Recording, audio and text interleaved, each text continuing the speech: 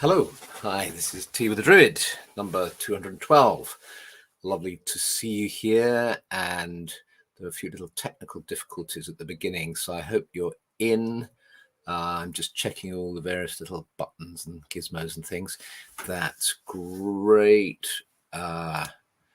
Yes, I can see my life so far vlogs in Nebraska, hooray. Carlsbad, New Mexico, great. North London, Amsterdam, Parsival, Norwich, Germany, Crouch End, Bromley, lovely London, California, Amsterdam. Hey, great. Vivian, Richard in Cornwall. Hey, lovely to see everybody.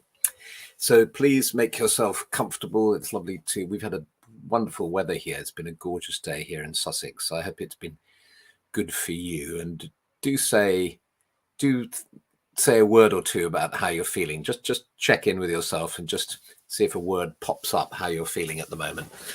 I know at this time of the evening, some of us feel tired.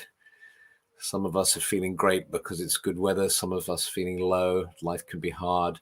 So just, I think by happy and motivated, says Elke. Yes, that's great. And sad, Lotte. Yeah.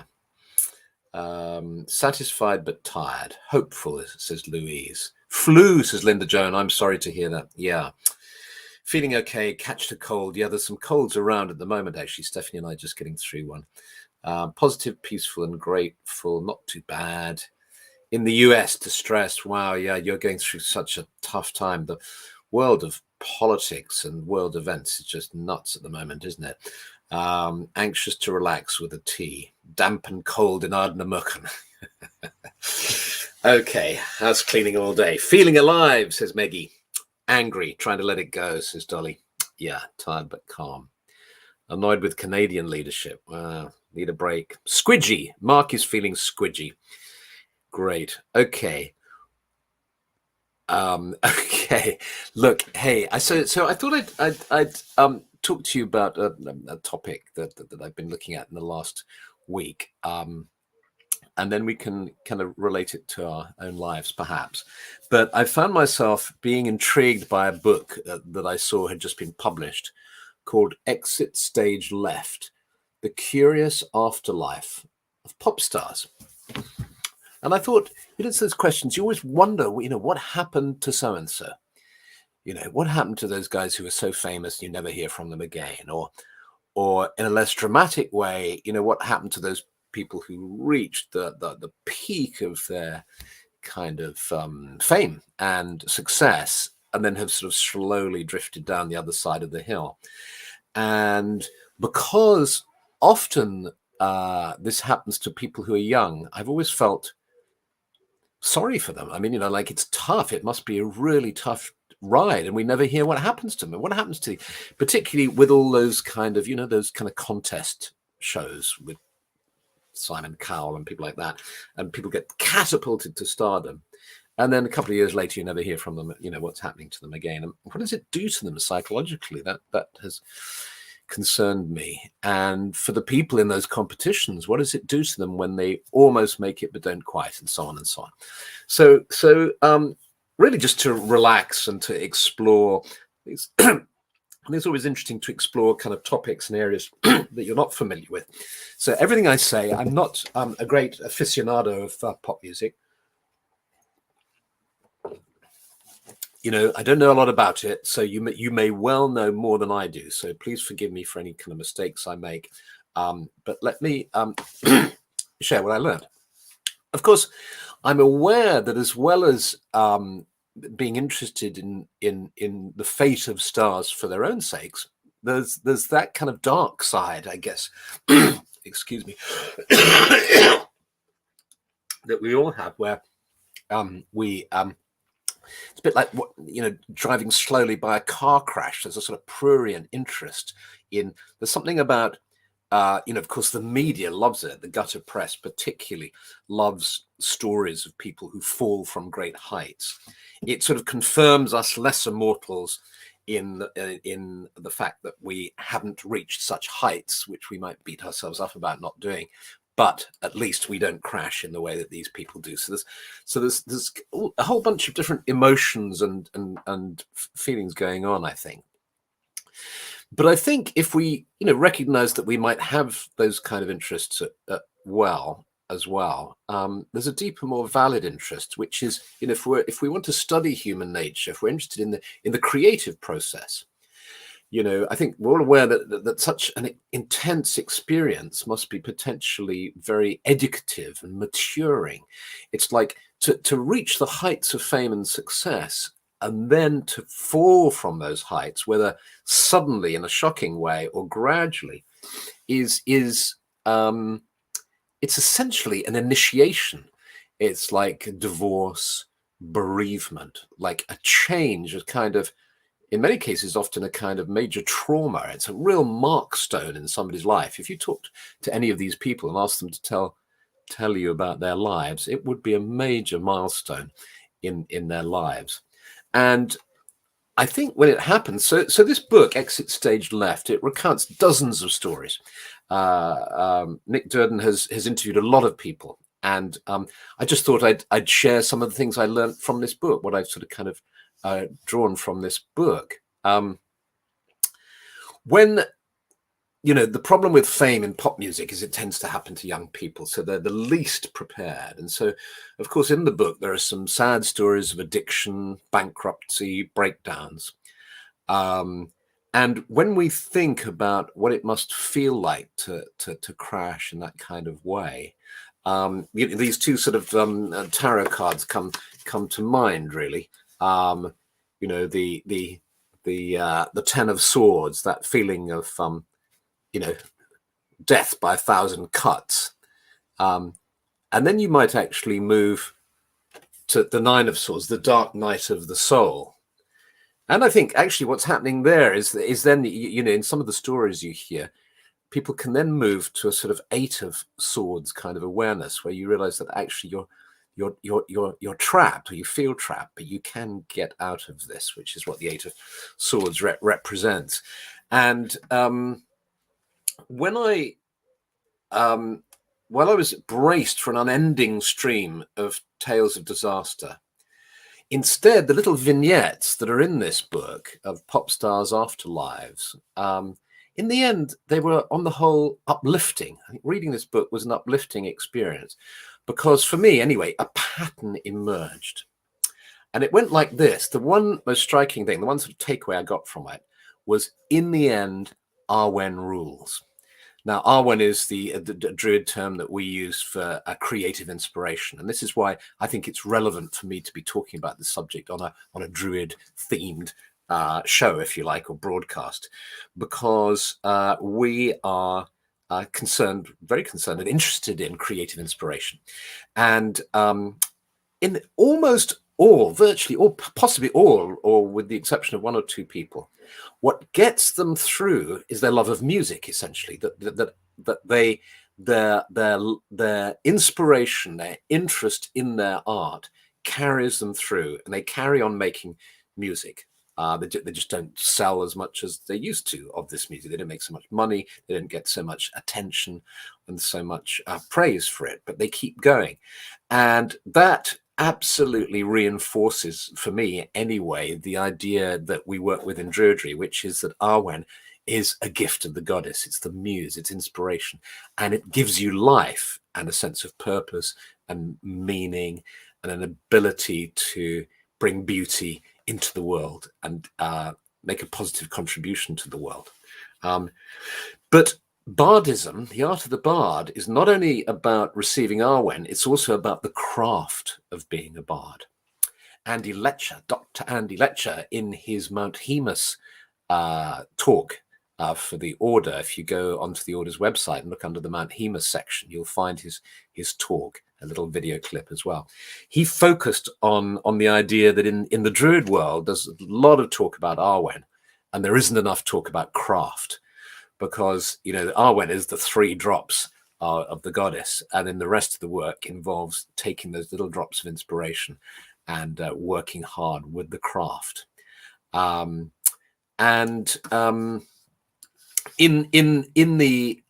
the book, there's a couple of, you know, there are a number of wonderful examples. Joan Armour trading, for instance, where really, you know, she says, look, I don't write my songs, they just come to me. She receives them as one receives the Arwen, and she's just keeping on going, you know. And Suzanne Vega as well, a wonderful voice. And, you know, they're still successful, but both these female singers, but just in a more limited way. They're not megastars anymore. And, you know, what you get then is this sort of sense that I think you find in the 3 of Pentacles, where we have in the Druidcraft Tarot, we've got this image of you know, they still have their loyal, dedicated fans who like to look at what they do, and they're really focused on their art. And they're often focused as well on their family.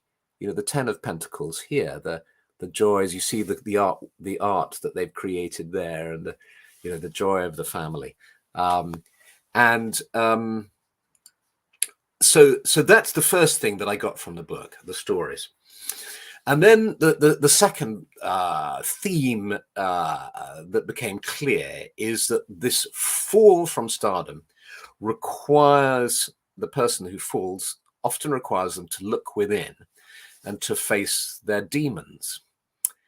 And, you know, this might involve these painful crashes, addiction, breakdowns, financial ruin. But if they eventually work with the challenge, and sometimes it takes them years, I mean, that's the painful thing, is to read how some of the people in this book have spent, you know, decades struggling to get through this, through rehab, through therapy, through psychotherapy, and interestingly, through spirituality, shamanism, meditation. With this kind of work on themselves, they make it through to a mature, a more satisfying version of themselves. And if I just pick out a few examples, there's from the book, the wonderfully named Gary Lightbody of Snow Patrol. You know, wonderful music from Snow Patrol. You know, do you remember that one? If I just lay here, it'd be wonderful if I could burst into song with each, giving you little snatches of this. I might try and pop some of these songs up on my blog to go with this YouTube thing afterwards. I think I'd enjoy doing that. And then Paul Catamole of S Club 7, not a band that I am familiar with at all, but I believe they were very big. And let me read you just a paragraph from the book, where Catamole, having struggled after his fall, he said, "I'm not a religious person, but having faith in yourself and in others is a kind of very, very, very important thing. You know that kind of classic voyage people go on before they go to university, go to India to discover yourself? Well, I had that very moment of self-discovery myself, except I forgot to go to India. I should have, and I totally see why the Beatles went there. You've got to go somewhere to spiritually get yourself in the right place for happiness, clarity, and awareness. That kind of holistic approach that sometimes needs to be taken with regard to the situation you're in. Everything is so finely balanced, isn't it? It's like holding a feather very gently."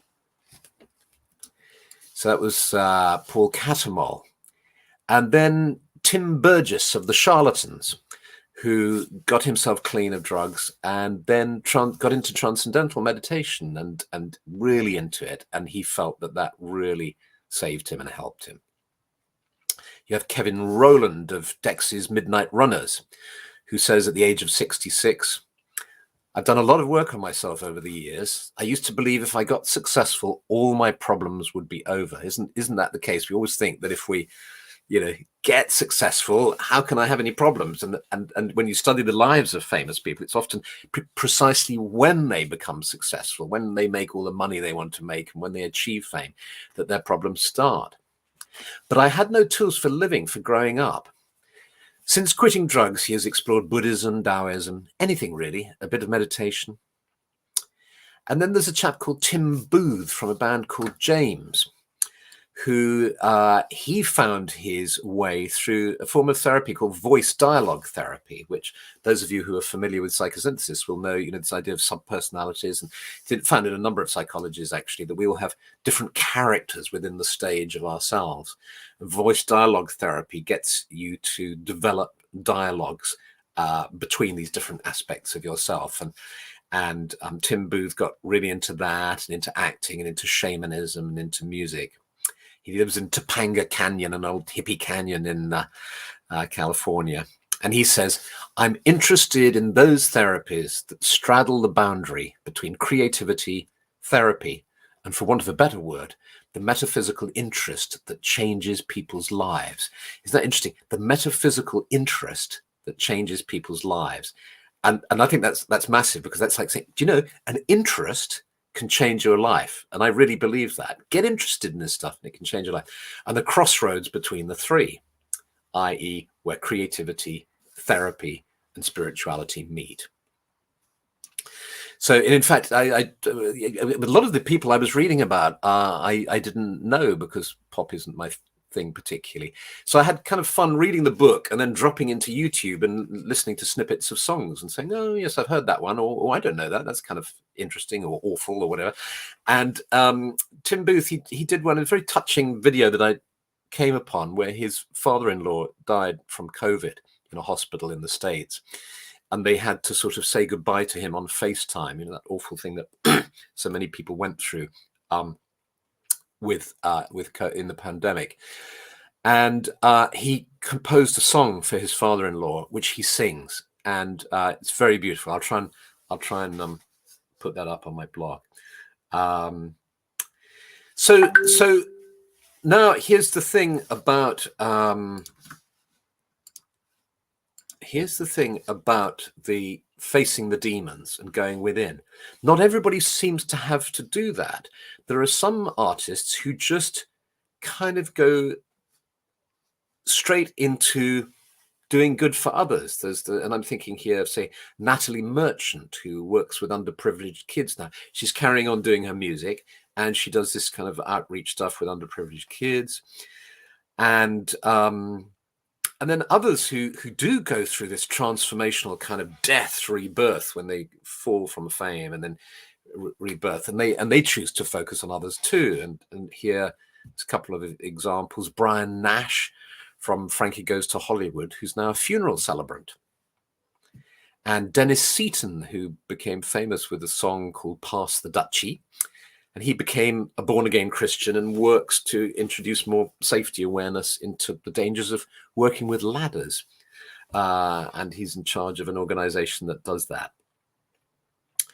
So we can find these themes in these stories, and it's really interesting to spot them. But of course, I think one always has to balance this thing of looking for patterns and finding similarities and themes, to recognizing that each of us is unique. So in some ways it does a disservice to treat all the little biographical vignettes you read as part of the same thing. Because on the one hand, you can write a book about, say, divorce or bereavement, and you can track patterns and all the rest of it. But it's really important to honor the fact that everybody is unique and their journey is very particular to their lives. And I thought I'd give you, let's finish with a couple of examples which demonstrate this well. The stories of Shirley Collins and Edward Tudor Pole. So I thought Edward Tudor Pole would be an interesting person to talk to in this audience of Tea with a Druid, because his grandfather was Wellesley Tudor Pole, who believed he'd found the Holy Grail, and he brought it to Chalice Well in Glastonbury. And his grandson, Edward, became a punk and started a band, and they only had one hit. They called their band 10 Pole Tudor, and they sung a track called Swords of a Thousand Men. And it shot, I think it went to #1, or it was a sort of massive hit, and they were suddenly at the pinnacle of their fame, but they were one-hit wonders, and they then crashed immediately. I shouldn't laugh, but they never found that fame again, and the band, they disbanded. And here's a quote from Tudor Pole. He says, he blames nobody, but if he had to blame somebody, it would be the drummer. If there is a single member of any band that seems to come in for more opprobrium than any other, it's the drummer, the one who invariably causes the most upset or discord, and is either the first to leave or else the most easily replaced. Perhaps there's something in the individual's disposition, someone who spends their professional life hitting things with sticks, that renders them less capable of existing diplomatically within polite company. So the book's full of sort of gentle humor like that. And we then learn his story. And, he hit the bottle.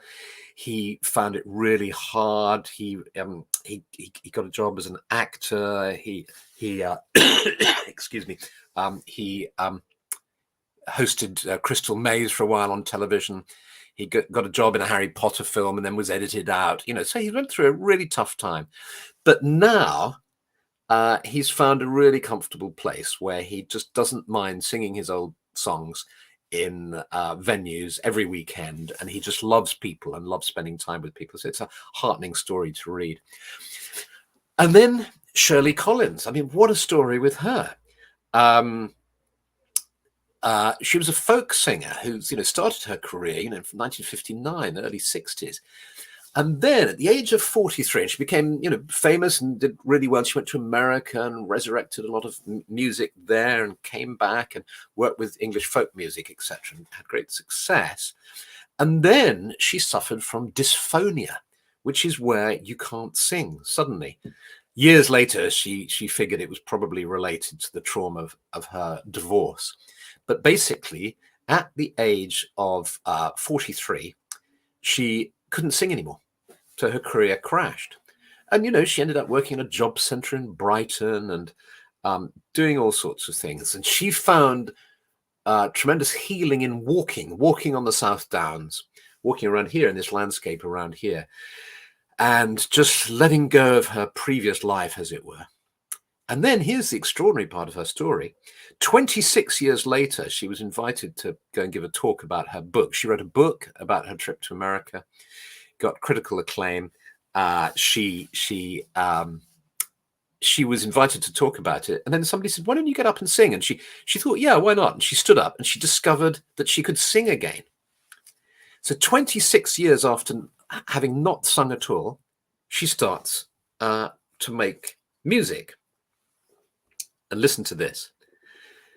By now, in her 80s, she signed to Domino, the record label that was home to Arctic Monkeys and Beth Gibbons, and in 2016 released her first album in 38 years, Lodestar.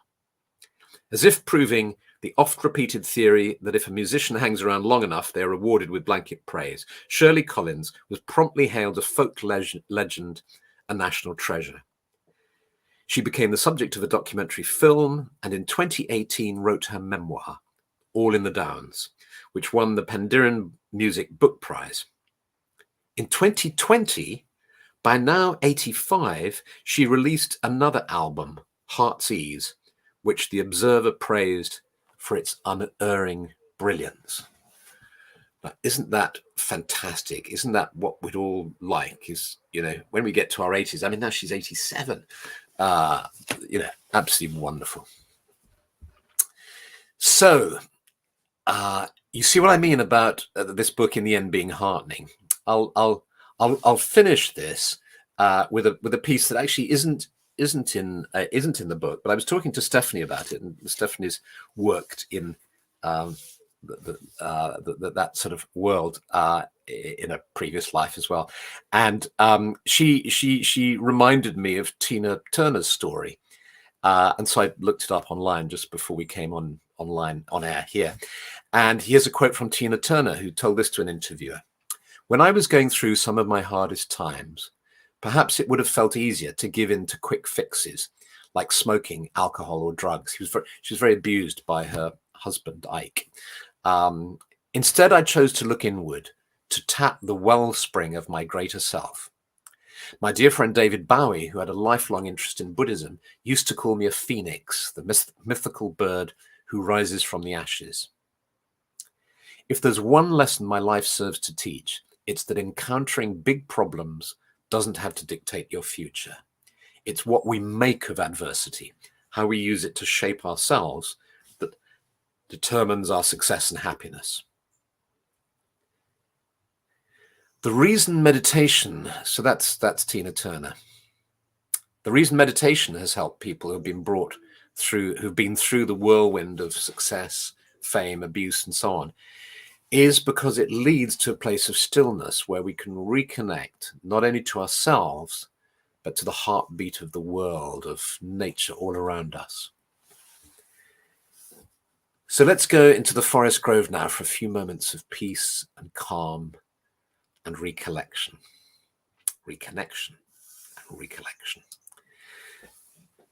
So this has been quite a whirlwind through all these different stories, these different lives and tales. And let's just become aware of being seated in front of your computer screen or your phone or pad, fully conscious, present, and just letting go a little, just allowing yourself to become aware of your body. Breathing in and breathing out. And taking a nice, slow, deep breath now. Hold for a second, and then breathe out fully and deeply. And then as you do this, you allow your breathing to return to normal, and you just imagine that you're coming through the forest, arriving into a clearing where it's calm and peaceful. And you find yourself sitting down and appreciating the peace and quiet of the forest and of this clearing, this sacred grove of the Druids. You close your inner eyes and just place the palms of your hands on the earth. You notice how it feels to place your palms on the earth. You can feel the life in the earth beneath you. All that life, the soil, the minerals, the rocks, all the living creatures in the soil and the moisture. And you feel the energy of the earth bringing you a sense of stability and calm.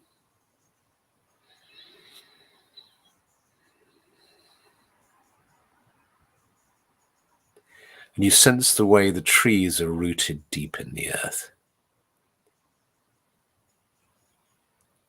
And again, you sense this tremendous sensation of stability and of rootedness as you become aware of the trees with their great roots stretching down into the earth. And then as you greet the trees around you, you sense the life force flowing up these roots, up the trunks of the trees. And you feel this tremendous life all around you of the trees. And you breathe in the smell of the trees. And perhaps you can smell pine as you breathe in, or lime, the smell of the forest. And then you become aware of the sky above you. And you breathe in the energy of the sky, and you sense the energy of the sky flowing down into your being, meeting the energy of the earth within the center of your being.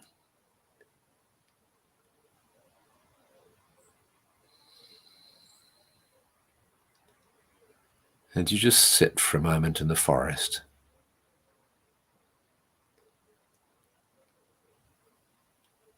listening to the sounds of the forest.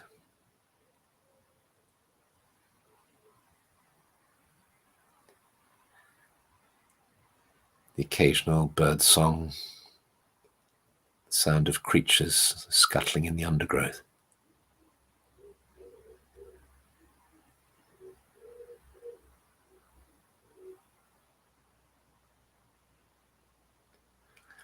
You breathe in the smell of the forest.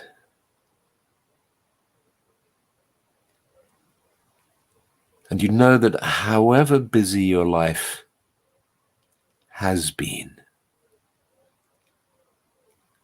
however much of a whirlwind your life may have felt like, here in this moment you found calm. And you know that you can create these oases, these moments of calm, even in a busy life, even in a hectic life, where you feel you can't control everything. But there are moments when you can find the stillness, just going within, connecting with the earth. And by connecting with the earth and the trees and the sky, you find you're also connecting to a deeper part of yourself that is one with all of life.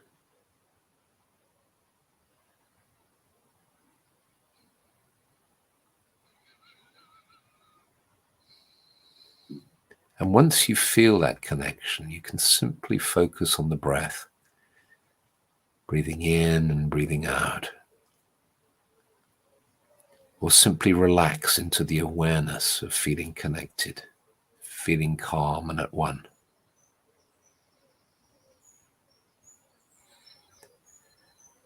And then when you feel ready to return, you just gently allow this awareness of being in the sacred grove to fade as you become aware of being seated in front of your screen. And you gently open your eyes.